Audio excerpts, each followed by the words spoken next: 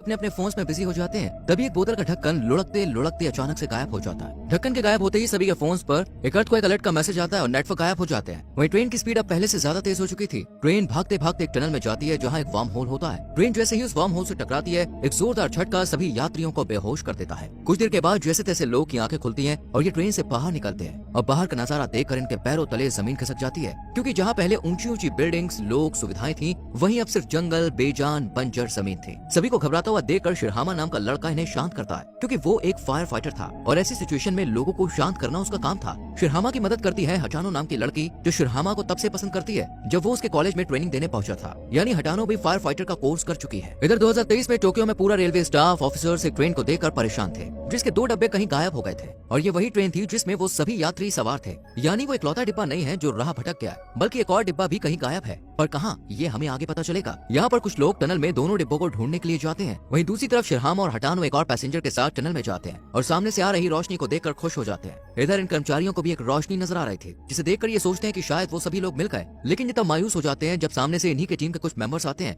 जो उन लोगों को ढूंढने के लिए निकले थे। इधर शिरहामा, हटानो और एक पैसेंजर को टनल से बाहर सूरज की रोशनी नजर आती है और जब वो कुछ ऊंचाई पर चढ़कर देखते हैं तो ये देखकर दंग रह जाते हैं कि चारों तरफ सिर्फ रेगिस्तान ही रेगिस्तान है और कुछ भी नहीं। ये तीनों फॉरेन ट्रेन के डिब्बे में बैठे पैसेंजर्स को आंखों देखा हाल सुनाते हैं, लेकिन कोई भी ट्रस्ट नहीं करता। तब ये वीडियोस दिखाते हैं और सब परेशान हो जाते हैं। अब इन्हें यहाँ से कौन निकालेगा, क्योंकि यहाँ तो कोई इंसान ही नहीं है। देखते ही देखते 7 घंटे का समय गुजर जाता है और अब सभी को भूख परेशान करने लगती है। ज्यादा कुछ तो था नहीं, इसलिए कुछ स्नैक्स जो कुछ लोग के पास पड़े थे वो उन्हें सबके साथ शेयर करते हैं। यहाँ पर रैना नाम की लड़की सबके बैग्स चोरी चुपके चेक करती है ताकि उसे कुछ खाने को मिल सके। रैना को नाओया के बैग में कैंची और जेल का एक लेटर मिलता है और वो सबको चिल्ला चिल्ला के बताती है कि नाओया क्रिमिनल है और उसके बैग में जेल का लेटर भी है। नाओया सबको समझाने की कोशिश करता है लेकिन कोई उसकी नहीं सुनता, इसलिए उसे बाहर जाकर रहना पड़ता है। कुछ देर बाद यहाँ पर एक लड़की जो अपने साथ फ्रूट्स लेकर चल रही थी वो सभी को फल देती है और एक लड़का खाते हुए अपनी वीडियो बनाता है। वीडियो देखने पर पता चलता है कि रैना सभी के बैग से चोरी कर रही थी, इसलिए शिरहामा और हटानो नाओया को ढूंढने निकल जाते हैं। इधर नाओया एक खाई में गिरने ही वाला होता है कि तभी शिरहामा उसे बचा लेता है और नाओया उसे बताता है कि वो असल में एक हेयर ड्रेसर है, इसलिए उसके बैग में इतनी कैचियां थी। हालांकि वो उस लेटर का राज अब भी नहीं खोलता। जैसे तैसे दिन गुजरते हैं और रात को कुछ लोग सो जाते हैं, जबकि कुछ अब भी बहुत परेशान थे। अगली सुबह तक लगभग हर कोई ये उम्मीद छोड़ चुका था कि वो कभी भी यहाँ से बच के जा पाएंगे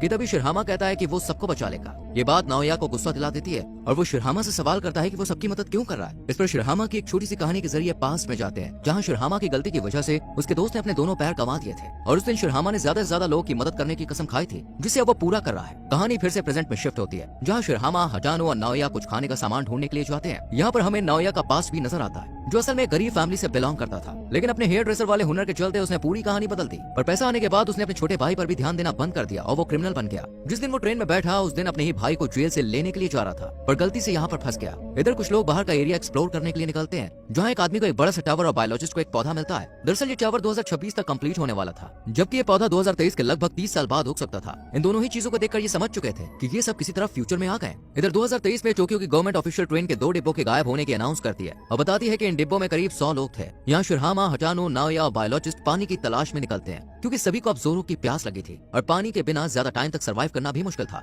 बायोलॉजिस्ट के अनुसार पानी आसपास ही होना चाहिए, क्योंकि उसे यहाँ एक प्लांट भी मिला है जो वहीं उगता है जहाँ नजदीक ही नदी, तालाब या समुद्र हो। चलते चलते इन्हें एक चट्टान नजर आती है जिस पर शिरहामा रस्सी की मदद से चढ़ता है। उसे पानी तो मिल जाता है, साथ ही एक भयानक नजारा भी दिखता है। दरअसल जहाँ पर कभी टोक्यो शहर देश हुआ करता था, वहाँ आज चारों ओर पानी ही पानी है। शिरहामा वापस लौटकर बाकी लोगों को भी ये वीडियो दिखाता है, जिस पर सभी परेशान हो जाते हैं कि आखिरकार 2026 में क्या हुआ कि पूरी दुनिया ही तबाह हो गई। इसी रात याची बाहर जाता है और उस पर कुछ लोग हमला बोल देते हैं। याची जब अपने ऊपर हुए अटैक के बारे में बताता है तो कोई भी उसकी बातों पर यकीन नहीं करता, क्योंकि उन्हें लग रहा था कि यहाँ पर उनके सिवाय और कोई भी नहीं है। ये तभी यहाँ पर जोर से बारिश होती है और सभी लोग बहुत खुश होते हैं, क्योंकि इतने दिनों के बाद उन्हें इतना पानी मिला था, जिसे वो पीते भी हैं और स्टोर भी करते हैं ताकि बाद में काम आ सके। अगले दिन बायोलॉजिस्ट ने कुछ प्लांट बेरीज इकट्ठा की थी जिन्हें खाया जा सकता था। फूड की होप मिलते ही कुछ लोग बाहर निकलते हैं ताकि बाकियों के लिए खाना ढूंढ सके, लेकिन यहाँ हटानो गलती से कुछ जहरीली बेरीज खा लेती है, जो देखकर शिरहामा पूरी तरह घबरा जाता है। असल में शिरहामा भी हटानो को पसंद करता था। वो उसे वापस डब्बे में लाता है जहाँ बाकी लोग हटानो का अच्छे से ध्यान रखते हैं और फाइनली अब हटानो पूरी तरह से ठीक भी हो चुकी थी। साथ ही ये सब मिलकर काम करना शुरू कर देते हैं ताकि एक दूसरे के साथ खुद को भी इस मुश्किल सिचुएशन में बचाया जा सके।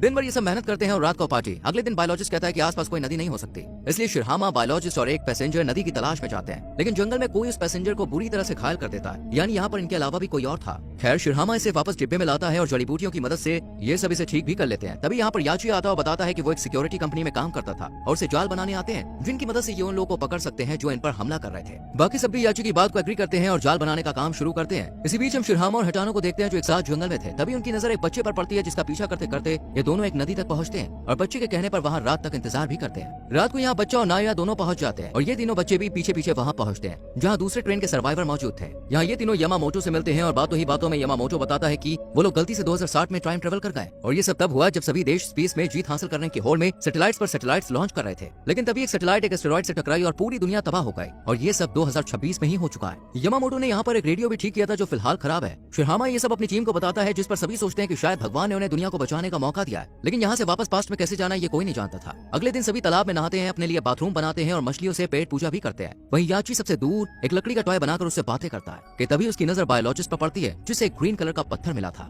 याची फौरन यामामोटो को इस पत्थर के बारे में बता देता है और कुछ खाना मिलने पर प्रॉमिस करता है कि वो इस ग्रुप की हर इन्फॉर्मेशन टाइम से उस तक पहुंचाता रहेगा। इधर हटानो और रैना किसी बात पर झगड़ने लगते हैं, जिस वजह से रैना गुस्से में हटानो को धक्का देकर एक गड्ढे में गिरा देती है, जहाँ इन्हें एक आदमी की लाश नजर आती है और ये दोनों बुरी तरह से डर जाती है। हटानो को गड्ढे से निकालकर ये दोनों भागी रही थी कि तभी दूसरे ग्रुप के 3 लड़के इन्हें पकड़ लेते हैं। यहाँ पर रैना तो जैसे तैसे भाग जाती है, लेकिन हटानो फंसी रह जाती है। रैना शिरहामा और बाकी ग्रुप मेंबर्स को इस सबके बारे में बताती है और शिरहामा, नाओया और दूसरे कुछ लोग हटानो को ढूंढने के लिए आते हैं। वो दूसरे ग्रुप के लीडर्स यानी यामामोटो के पास पहुंचते हैं और शिरहामा हटानो के बारे, लेकिन यामामोटो माफी मांगते हुए ना में जवाब देता है। लेकिन शिरहामा को लग रहा था कि हटानो यहीं कहीं है और यामामोटो ने ही उसे छुपा कर रखा है, इसलिए वो उस डेड बॉडी के बारे में भी बताता है, जिस पर यामामोटो कहता है कि जब वो यहाँ पे आए थे तो एक आदमी ज्यादा ही हाइपर हो रहा था। उसने यामामोटो को मारने की कोशिश की और सेल्फ डिफेंस में यामामोटो ने उस आदमी को मार दिया। यहाँ से जाते ही शिरहामा खुद वेपन्स बनाने का डिसाइड करता है, क्योंकि वो जानता था कि दूसरा ग्रुप पावरफुल है और वो उन पर हमला भी कर सकता है। इधर हटानो बचते बचाते एक शिप में आकर बैठ जाती है, जहाँ कुछ देर के बाद यामामोटो भी आता है और रेडियो से बात करने की कोशिश करता है, लेकिन हटानो समझ जाती है कि ये सभी को बेवकूफ बना रहा है, क्योंकि रेडियो के तार तो कटे हुए हैं, फिर सिग्नल कहाँ से आएगा। हटानो यामामोटो की सच्चाई सबको बताने के लिए कहती है, लेकिन यामामोटो उसे यहीं बांध कर निकल जाता है। इधर शिरहामा के ग्रुप ने काफी हथियार बना लिए थे,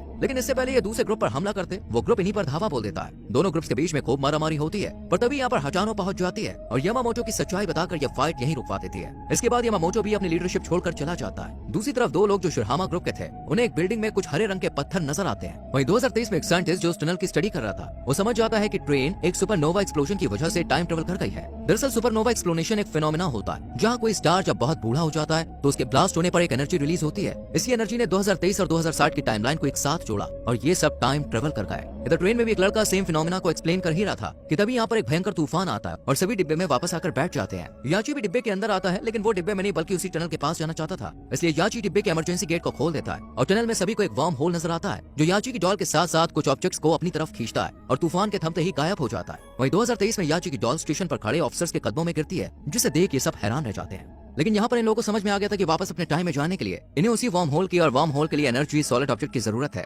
इसलिए ये सब एक पावर हाउस की खोजबीन में लग जाते हैं और घंटों की मेहनत के बाद ये इसमें भी सफल हो जाते हैं। इसके बाद ये सब अपनी जरूरत की चीजों को इकट्ठा करके डब्बे की एक साइड को यूज कर आखिरकार वार्म होल क्रिएट कर लेते हैं और सभी डब्बे में चढ़ जाते हैं ताकि अपने टाइम में वापस जा सके। लेकिन याची ऐसा नहीं करता, क्योंकि वो यहीं पे रहना चाहता था, इसलिए याची को आखिरी सलाम देकर ये सब पास में जाने के लिए निकल जाते हैं और एक झटके के कारण फिर से बेहोश हो जाते हैं। कुछ देर के बाद जब दोबारा इनकी आंखें खुलती हैं तो ये फिर से परेशान हो जाते हैं, क्योंकि ये 2026 था, यानी ये गलती से 2026 में आ चुके हैं। इट मींस तब जब पूरी दुनिया तबाह होने वाली थी। ये सब यहाँ की सरकार अधिकारियों को समझाने की कोशिश करते हैं कि धरती तबाह होने वाली है, लेकिन कोई भी इनकी बातों पर यकीन नहीं करता और ये खबर पूरे शहर देश में आग की तरह फैल जाती है कि 2023 में गायब हुआ ट्रेन का डिब्बा 2026 में पहुंच चुका है। लेकिन क्योंकि सभी के चेहरे कंफर्म नहीं थे तो इनका मेडिकल कराया जाता है और ये बात कंफर्म हो जाती है कि ये सब वही है जो 2023 में गायब हुए थे। इसके बाद वही साइंटिस्ट जो एस्टेरॉइड पर रिसर्च कर रहा था इनसे मिलने पहुंचता है। वहीं एक रिच लेडी जो उसी ट्रेन की पैसेंजर भी रही है, वो डायरेक्ट डिफेंस मिनिस्टर के पास पहुंचती है, जहाँ पे उसे पता चलता है कि सरकार सब जानती है और इस खतरे को टालने की कोशिश भी जारी है। आखिरकार वो दिन भी आ जाता है जब धमाका होना था। सभी उदास थे क्योंकि ये नहीं जानते थे कि आज के बाद इनमें से कोई जिंदा बचेगा या नहीं। पर शाम होते होते सभी के चेहरे खिल उठते हैं, क्योंकि आर्मी, सरकार और साइंटिस्ट अपने मिशन में कामयाब हो गए थे, यानी कि एस्टेरॉइड अब धरती से नहीं टकराएगा। और इसी के साथ ये कहानी यहीं पर